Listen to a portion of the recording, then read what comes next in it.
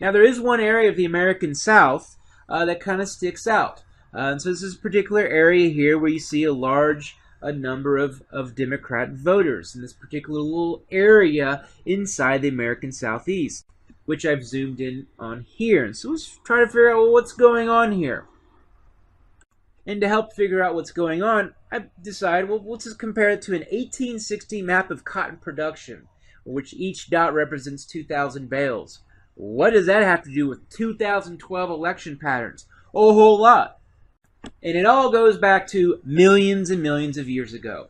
This is an area of the country where it's called the Black Belt. It's called the Black Belt because there are African Americans that are found there, but that's actually not where the name originates. The name originates from the type of soil that's found here. It's very much what they call a black soil.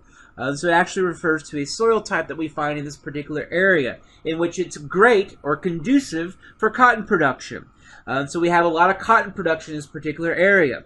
If we can go back to that forced and mass migration we talked about earlier in the semester, in which that Atlantic slave trade, essentially those forced and mass migrants that were brought from West Africa to what would become the United States to work in slavery, in slave plantations, one of the things they were working in was in cotton production. And so you have this legacy of African Americans who have settled in this particular area via forced and mass migration, but then over time stayed on as sharecroppers, clustered and lived here. And so as you recall, we see a large rural African American population found in this particular area of the country. So you do see urban areas that have a large amount of African Americans in the South, but also in its rural areas, and it owes its legacy back to this particular area being an area of cotton production, which goes back to 85 million years ago.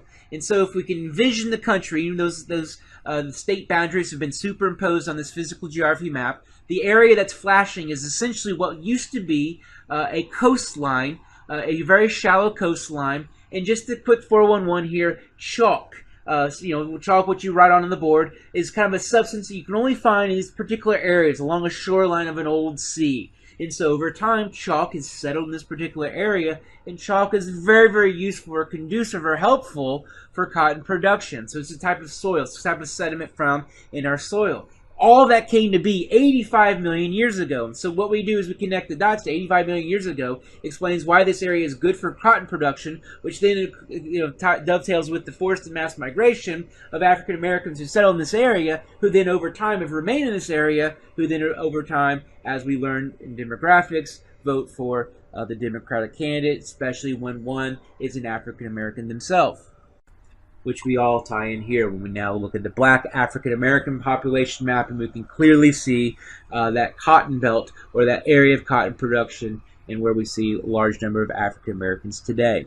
And a good place to go look at this is just looking at Mississippi. And so just look at the counties on the left and the counties on the right. Is there a pattern?